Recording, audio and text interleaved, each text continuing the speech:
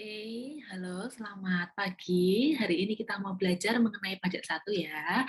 Nah, sebelumnya perkenalkan, nama saya Iva Noktarina. Jadi kita akan belajar pajak satu sampai selesai, sampai kalian paham mengenai pajak itu apa ya.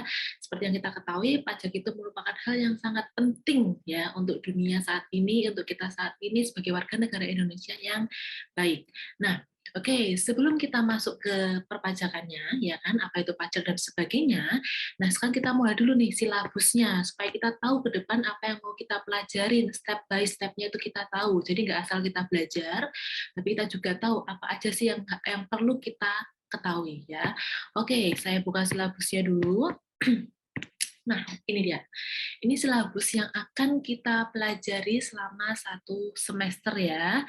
Oke, bobot SKS-nya 3 SKS, jadi nanti kita akan bertemu selama 14 kali, ya, tatap muka 150 menit, ya, nanti 2 kali ujian. Nah, setelah itu, tujuannya apa sih kita belajar pajak gitu kan? Nah, nih di sini jelas terlihat bahwa mahasiswa memiliki pemahaman, ya, mahasiswa harus punya pemahaman, harus tahu informasi ilmu tentang pentingnya pengetahuan perpajakan dan bagaimana sih cara pengaplikasiannya tersebut ya sesuai dengan undang-undang pajak.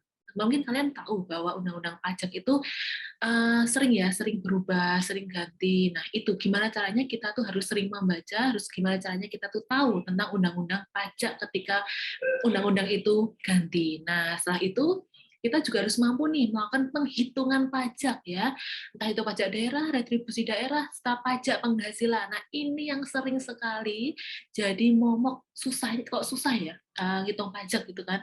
Padahal semua itu gampang ya. Nanti kita akan pelajari, kalian pasti paham bagaimana cara menghitung pajak. Dan cara melaporkan pajak itu gimana sih gitu kan. Itu semuanya gampang, nanti akan kita pelajari sampai selesai ya.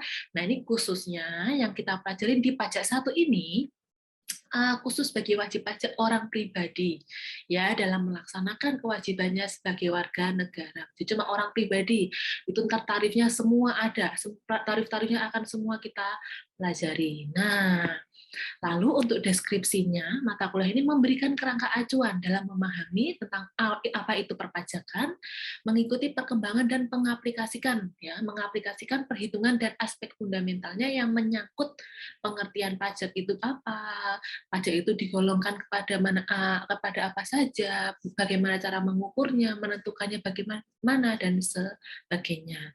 Yang jelas kalau kita belajar pajak itu harus sesuai dengan undang-undang yang berlaku, dengan peraturan atau ketetapan undang-undang yang berlaku ya. Asasnya apa, dasar perpajakannya apa, KUP-nya apa, ketentuan umum dan tata cara perpajakannya, lalu pajak penghasilan, itu cara menghitungnya seperti apa, lalu mengisi SPT. Nah, itu yang mungkin sampai saat ini masih banyak orang yang nggak ngerti cara ngisi SPT itu seperti apa ya. Mungkin mikirnya, wah kok banyak banget yang harus diisi, ya itu apa aja sih yang sebenarnya yang harus diisi, nah kayak gitu. Nanti akan kita pelajari, lalu ada pajak daerah dan retribusi daerah, PBB, BPH, TP, dan bea materai. Nah, nanti untuk metode pembelajarannya, ya jelas ya namanya juga kita belajar pajak, pasti active learning, jadi saya akan lebih menjadi fasilitator untuk teman-teman semuanya, untuk mengembangkan ilmu teman-teman semuanya, dengan gimana ya, mungkin saya pasti akan ceramah ya, saya akan memberikan materi, konsep pokoknya, semuanya akan saya berikan, ya, supaya kalian paham tentang materi yang sudah kita bahas, lalu ada tanya jawab. Nah, tanya jawab itu penting ya, untuk apa gitu kan? Ya jelas tanya jawab itu pasti penting supaya saya tahu apakah kalian tuh benar-benar paham dengan apa yang sudah saya ajarkan gitu. Nah, lalu ada latihan soal. Nanti ada latihan soal. Latihan soal untuk apa ya? Pasti kan namanya kita belajar ada latihan kan berarti saya pengen tahu apakah kalian tuh benar-benar memahami ya kan materi yang sudah saya berikan. Nah, nanti itu akan kita lakukan di setiap akhir topik atau setelah saya menjelaskan materi, itu pasti akan ada latihan soal. Nah, yang jelas pasti ada tugas ya. Tugasnya nanti akan dikerjakan di rumah.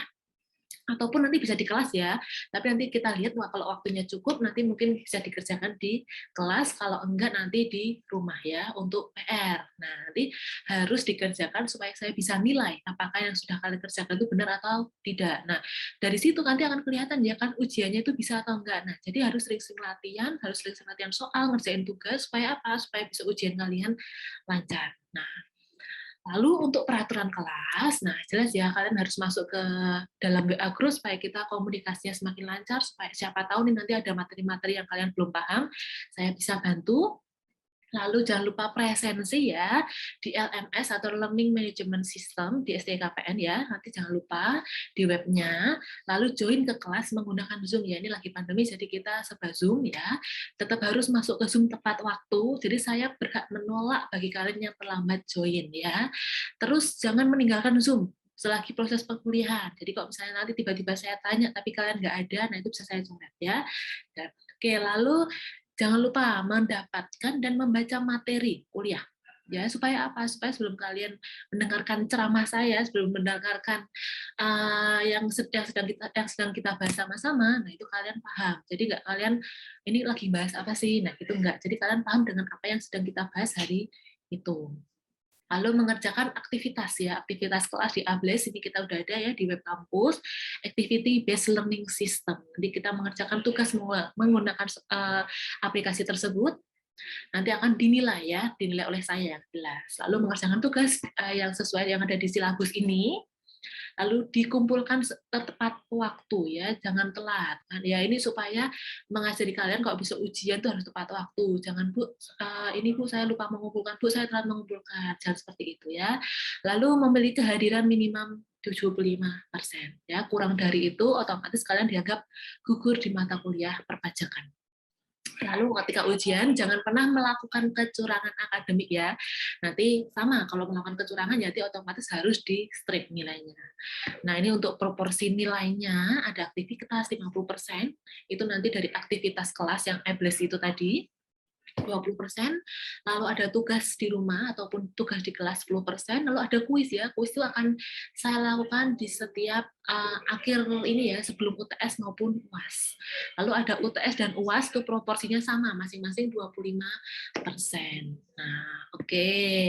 Nanti kalian juga bisa remedi, tapi saya harap kalian nggak ada yang remedi ya. Kalau remedi itu maksimum nilainya C soalnya. Jadi saya harap semuanya lulus dengan nilai yang baik. Ya ini untuk proporsi nilainya. Tadi kalau kalian misalnya mau dapat nilai A, berarti itu harus 85.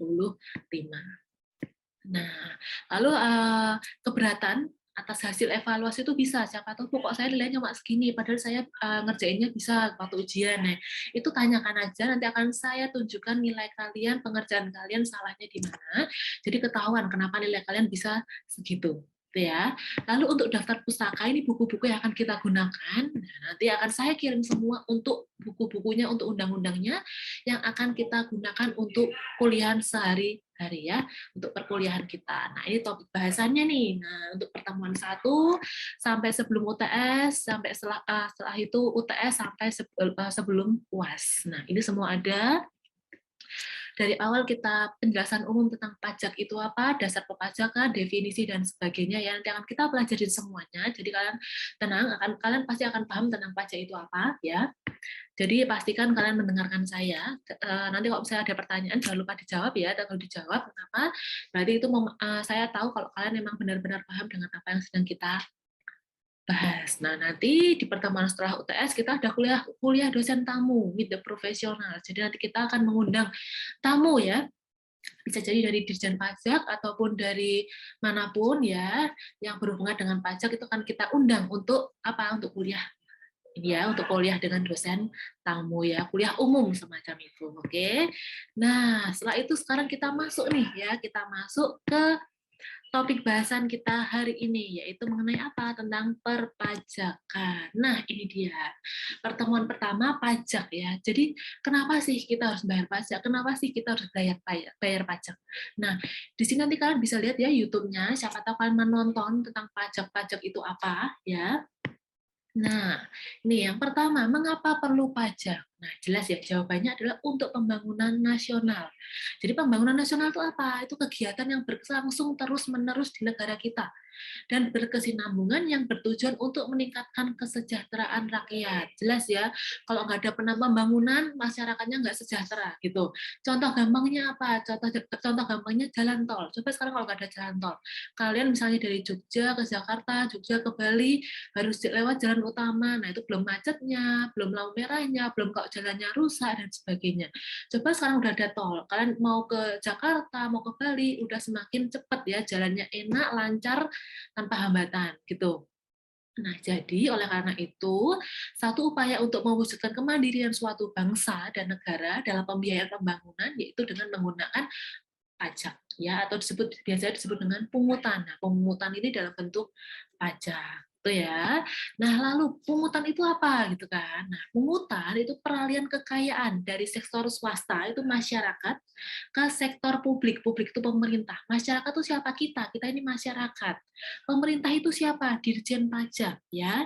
Berdasarkan undang-undang untuk membiayai pengeluaran negara bagi yang bersifat rutin maupun yang ditujukan untuk pembangunan ya. Jadi kita sebagai masyarakat kita memberikan ya sebagian kekayaan yang kita miliki untuk pemerintah, tapi sesuai proporsinya masing-masing. Lalu, nah definisi pajak. Nah ini ya, ini menurut Undang-Undang Nomor 28 Tahun 2007.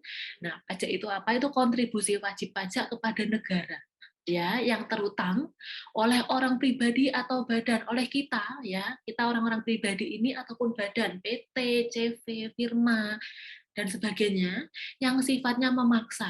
Memaksa. Jadi mau nggak mau kita harus bayar pajak.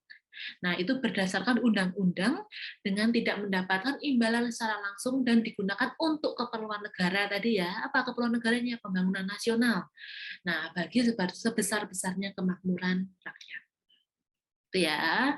Oke, nah nanti ini ada link YouTube-nya, bisa kalian tonton ya, siapa tahu pengen tahu apa sih tadi pajak, ada apa aja sih videonya ini isinya apa sih. Nah, itu bisa kalian tonton. Nah ini ada pertanyaan nih, apakah pajak memberatkan? Nah, wah ini jawabannya betul ya. Ya sebenarnya memberatkan atau enggak itu tergantung diri masing-masing wajib pajak ya, tergantung diri masing-masing kita. Karena kalau misalnya kalian tahu, semakin banyak pajak yang kalian bayarkan, gitu kan, ingat nih, semakin banyak pajak yang kalian bayarkan, itu berarti apa? Penghasilan kalian semakin besar, ya. Berarti kalau misalnya gampangannya, berarti semakin kalian kaya, itu kan, berarti pajaknya akan semakin banyak, ya. Jadi inilah 50-50 lah ya. Oke. Nah, fungsi pajak itu apa sih gitu kan? Ada dua nih, fungsi budgeter dan reguler. Nah, kalau budgeter itu apa? Anggaran sebagai sumber dana pemerintah untuk membiayai pengeluaran-pengeluaran yang dibutuhkan oleh negara. Nah, itu namanya fungsi budgeter. Kalau fungsi reguler apa nih? Mengatur sebagai alat untuk mengatur atau melaksanakan kebijakan pemerintah dalam bidang sosial ataupun ekonomi ya. Misalnya ada pemberian tarif progresif, pembelakuan biaya masuk yang tinggi untuk barang impor. Siapa tahu nih ada teman-teman yang buka jastip ya, jasa titipan. Nah, itu dari luar negeri gitu kan, itu harus ada biaya masuknya. Lalu pengenaan pajak untuk barang tertentu. Misalnya pajak pertambahan nilai barang mewah seperti itu. Jadi ada dua fungsi pajak budgeter dan reguler.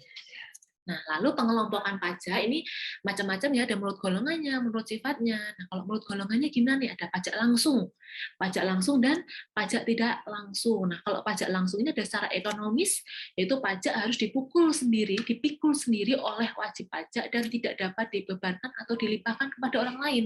Ya jelas ya, kita harus memikul sendiri pajak kita. Kita menggunakan apapun ya kita harus bayar pajak dong. Kita menikmati sesuatu ya kita yang bayar pajak dong. Masa kita menikmati sesuatu tapi yang suruh membayar pajak orang lain, itu kan enggak, ya kan? Itu secara ekonomis. Kalau secara yuridis itu pemungutannya periodik ya. Contohnya apa? Pajak penghasilan PPh gaji. Jadi setiap bulan, ya kan, periodik. PBB itu apa? Hak atas bumi dan memiliki atau dapat manfaat dari bangunan ya. Maksudnya gimana? Kita punya tempat tinggal, kita punya rumah, punya apartemen, ya berarti sudah seharusnya kita harus bayar PBB, pajak bumi dan bangunan. Lalu pajak kendaraan bermotor, nah ini pasti kalian semua punya kendaraan ya, pasti punya kendaraan motor, mobil dan sebagainya, itu kita harus bayar pajak kendaraannya. Oke, lalu kalau yang pajak tidak langsung apa ini? Ada secara ekonomis dan yuridis. Kalau ekonomis, pajak yang pembayarnya dapat dibebankan atau dilimpahkan kepada orang lain atau pihak lain. Kalau yang yuridis, itu pemungutannya secara insidental. Jadi contohnya apa ini? Pajak pertambahan nilai, PPN. Nah, itu nanti PPN itu akan dikenakan kepada konsumen akhir, ya, yang menggunakan atau menikmati barang tersebut.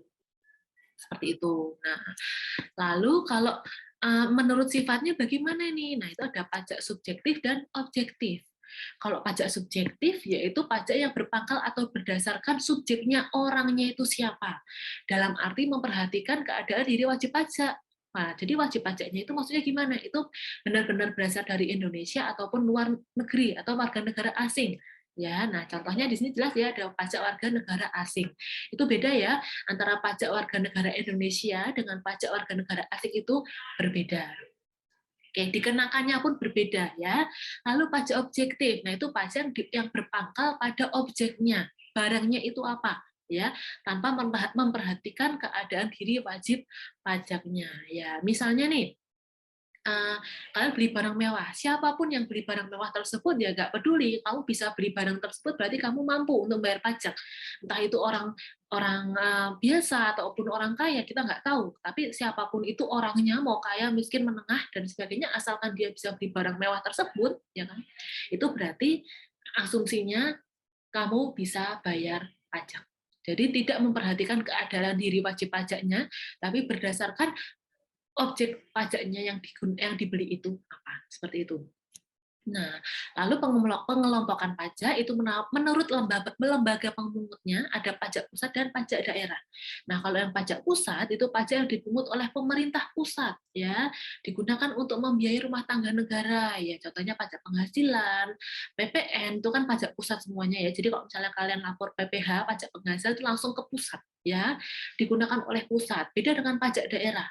Pajak daerah nama juga pajak daerah pasti yang memungut siapa ya, pemerintah daerah ya kan, digunakan untuk rumah tangga daerah ya. Contohnya apa? Pajak kabupaten, hotel, restoran. Kalau misalnya kalian makan ke restoran pasti ada pajak 10%, itu kan namanya pajak daerah di situ. Nah, itu kan beda ya antara pajak pusat dengan pajak daerah. Mungkin saat ini kalian bingung, ada yang belum ngerti ya mungkin ya. Misalkan saya tanya, kan sudah bayar pajak belum sekarang gitu kan? Belum Bu gitu kan. Loh kok bisa ya, kan saya belum punya penghasilan. Ya jangan salah, kalian makan ke restoran pun sekarang sudah bayar pajak ya kan, kalian beli barang-barang mewah pun ataupun kalian beli online dan sebagainya kalian juga sudah bayar pajak. Namanya itu pajak daerah. Coba deh kalian nanti misalnya kalian makan ke restoran atau ke rumah makan, nanti kalian lihat tuh di notakan paling bawah sendiri tuh ada tulisannya apa? Pajak 10%. Ya itu ya, itu namanya pajak daerah. Nanti coba kalian perhatikan masing-masing.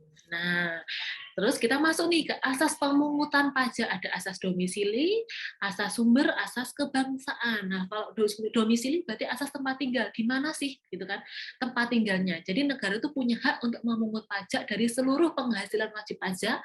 Jadi wajib pajak itu dapat penghasilan dari manapun gitu kan. Nah, itu bisa di pungut berdasarkan tempat tinggal wajib pajak. Misalkan saya dari Jogja gitu kan, berarti negara berhak memungut pajak saya karena saya yang ada di Jogja. Kenapa? Karena saya berdomisili di Jogja. Gitu. Kalau saya tinggal di Surabaya ya berarti saya harus bayar pajak di Surabaya, seperti itu.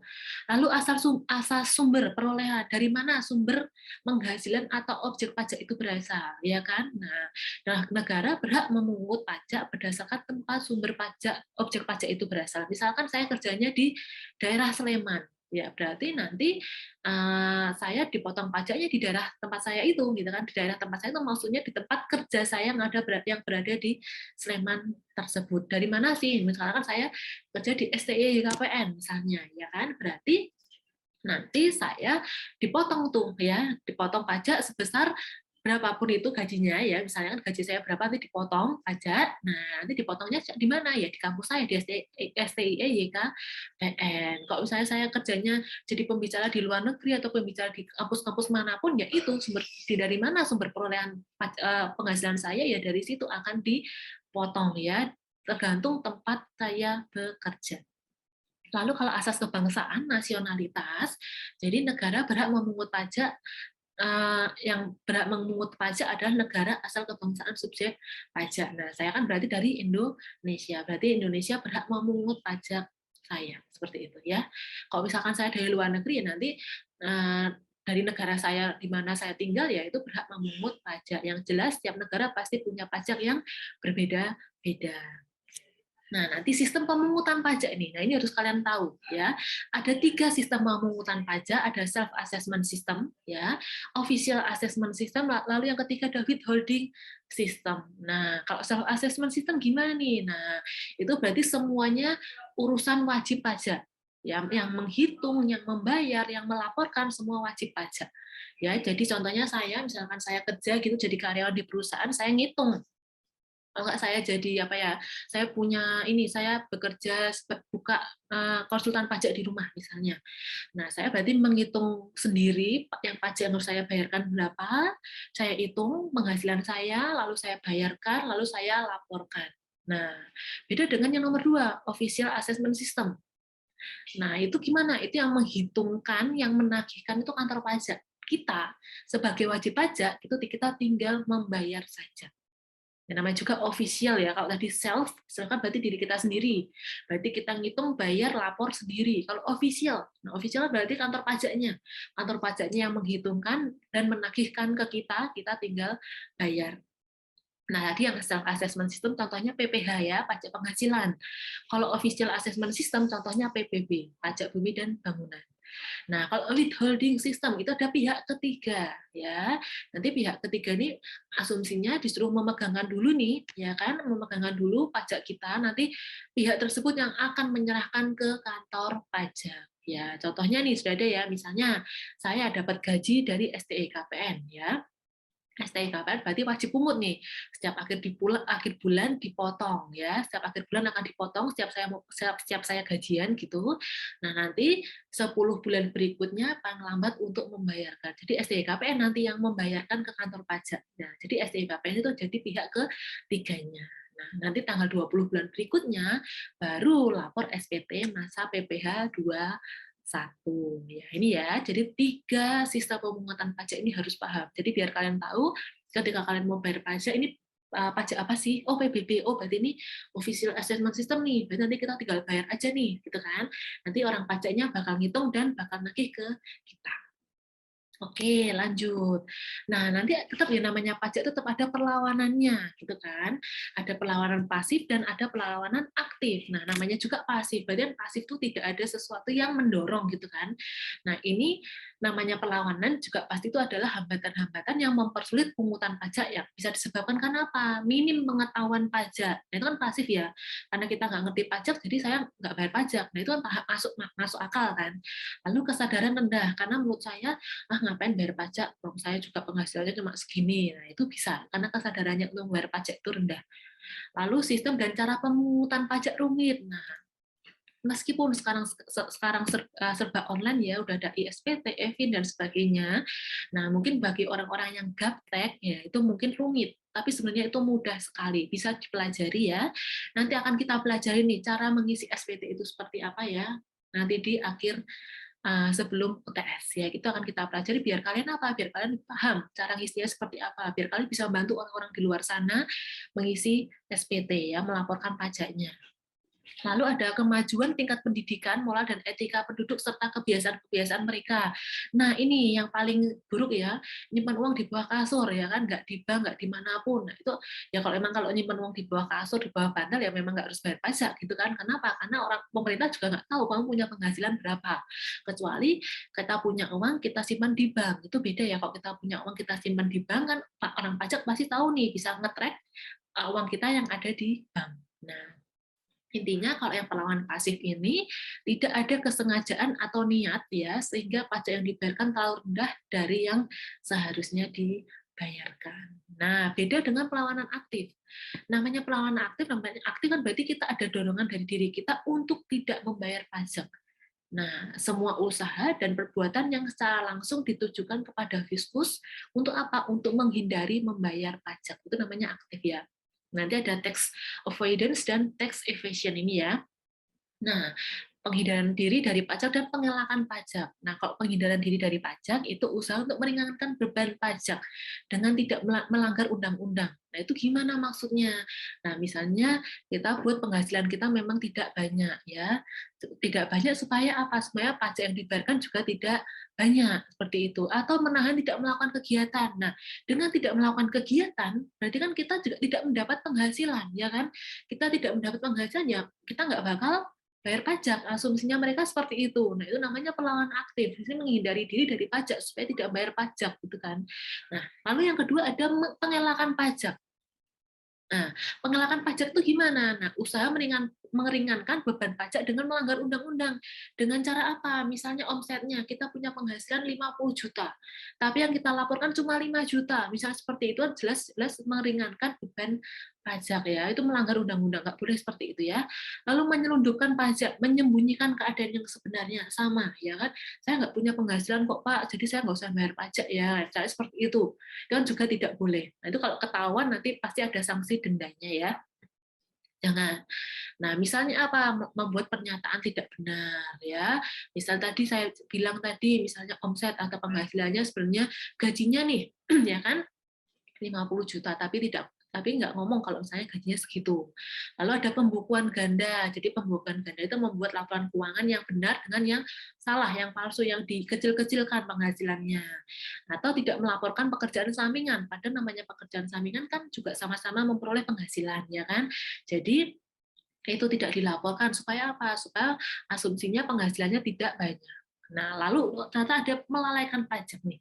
Kalau melalaikan pajak gimana? Itu tindakan menolak untuk membayar pajak yang ditetapkan oleh orang pajak atau fiskus ya, dan menolak memenuhi ketentuan KUP ya, ketentuan umum dan tata cara perpajakan. Nah, contohnya apa? Tidak mendaftar NPWP. Jadi kalau misalnya nggak daftar NPWP ini, nah nanti kalian nggak akan bayar pajak. Padahal kalian sudah punya penghasilan. Nah, jadi kalau misalnya kalian sudah kerja, kalian punya usaha sendiri, laporlah NPWP. Kenapa? Karena kalian sudah harus bayar pajak ya. Ya sekarang gini, kalian kerja, kalian buka usaha kan kalian dapat uang ya kan, dapat uang. Nah itu sebaliknya kalian laporkan lah ya. Jangan kalian diam-diam daripada ketahuan nanti malah jadi masalah dengan kantor pajak. Nah, jadi ini ya, jadi materi kita hari ini itu kita mengetahui informasi tentang pajak, seenggaknya kalian tahulah pajak itu apa ya, sehingga untuk kedepannya ketika kita akan belajar lebih lanjut tentang pajak, ada berapa macam pajak itu kalian paham ya, supaya kalian kedepannya kalian bisa ya mengaplikasikan pajak itu di dunia umum ya. Jadi kalian tahu bayar pajak itu gimana, lapor pajak itu kayak gimana, terus susahnya di mana. Justru nanti siapa tahu kalian bisa bantu orang-orang di luar sana, siapa tahu kalian juga mau kerja di kantor pajak. Nah, itu kan keren ya. Kalian bisa melakukan semua itu, tapi ya jelas kalian harus belajar pajak dengan baik dan benar ya. Jangan sampai kalian skip atau kalian nggak masuk atau kayak gimana pun. Nah, kalau misalnya ada yang bingung pun, itu kalian tanya. Saya pengen kalian nanya, kalian kita sharing sama-sama, susahnya di mana, bingungnya di mana, siapa tahu nih kalian kuliah dapat klien, Bu, saya dapat ini nih, dapat klien nih, suruh bantuin SPT-nya, saya bantuin ya Bu, tenang, pasti saya bantuin gitu kan. Nah, lumayan kan buat tambah-tambahan uang kalian, uang jajan ya lumayan. Nah, gitu. Jadi nanti setelah ini saya akan kasih tugasnya ada di web kita ya, di web kampus, nanti dibuka, nanti ada batas waktu pengumpulan tugasnya, nanti jangan lupa dikumpulkan. Setelah itu nanti minggu depan akan kita bahas sama-sama. Tenang, setiap tugas yang saya berikan pasti harus dibahas. Supaya apa ya, nggak sekedar kalian ngerjain ya, tetap harus kita bahas, supaya kalian tahu ya, yang benar tuh ngerjainnya seperti apa, jawabannya yang benar seperti apa, salahnya itu di mana. Supaya apa? Supaya besok kalian ujiannya lancar ya, supaya ujiannya kalian lancar, nggak bingung, nggak salah, supaya kalian bisa dapat nilai yang maksimal, yang bagus.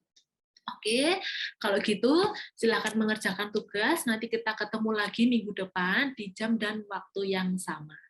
Gitu semuanya, kalau ada pertanyaan jangan malu buat tanya, jangan bingung, jangan takut ya, supaya kalian pintar ya, supaya kalian bisa tentang pajak, karena pajak itu penting ya, kalian pasti akan kalian aplikasikan di dunia nyata setelah kalian lulus dari kuliah, pasti akan kalian gunakan, pasti saya yakin ya. Kalau gitu selamat mengerjakan, kita ketemu lagi minggu depan. Selamat pagi semuanya, terima kasih.